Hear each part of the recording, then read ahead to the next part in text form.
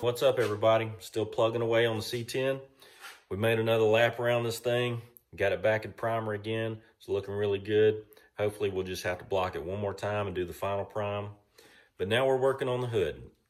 We had to do a little bit of beating and banging to get this thing where we wanted it to, as far as the edges go. But it's come along.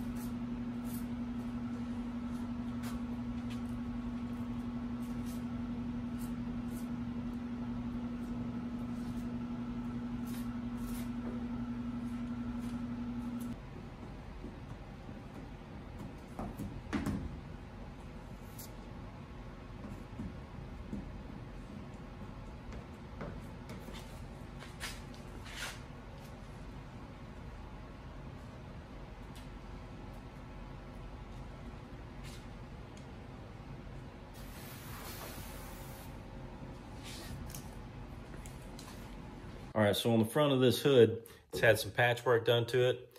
Anytime that I'm working over some patchwork, some panel that's been welded on, a patch panel put in, I'm gonna put some kitty hair over it, just in case there's a pinhole or something got missed, and that'll prevent moisture coming from the backside through to the Bondo and creating rust and making it lift or bubble. Most of the time when you see filler bubbling from underneath, you're going to find corrosion or rust. A lot of times it's caused by a pinhole during the welding process that you just didn't know was there.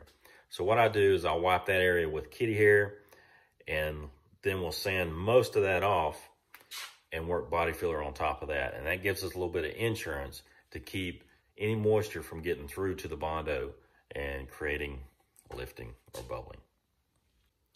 Another thing is I've always used kitty hair in this kind of situation. And someone told me that it wasn't waterproof. It says on the can it's waterproof, but they said no, it's not waterproof. So I did a little experiment just to see, and I'll show you how that went.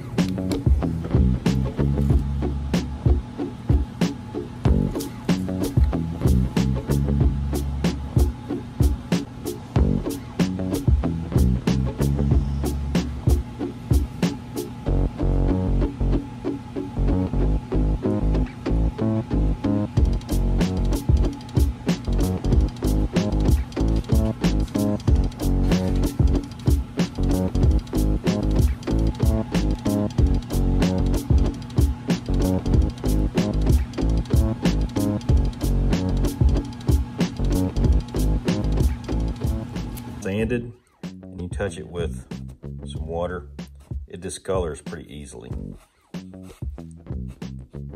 And all that is the moisture in the sanding scratches. It's not absorbing through it, it's just right there on the surface. You blow it off and it's gone. So that's why I sanded it, so you could see if it made any kind of difference on the moisture. So after it sat for over an hour, there was no change or nothing showing me that it was getting wet on this side. So it is waterproof. So that's where we're at. We've got the fenders almost in the final priming, probably one more priming on the fenders, and they'll be ready. We're gonna match the hood up to it now. I had to beat on it a little bit to get it down in a couple spots, but we've got a little bit of filler wiped on. We're gonna sand this down. We're gonna get the hood lined up nice on the fenders, and then we'll be able to take the hood off and work on it. There's some stuff on the underside I need to do to the hood as well as the outside, so we're gonna take the hood off once we get our final sanding done, hood to fender, and make sure that's where we want it. Then we're gonna pull the hood off and work the rest of the hood. So moving along, thanks for hanging out. We'll catch y'all next time. Thanks for watching.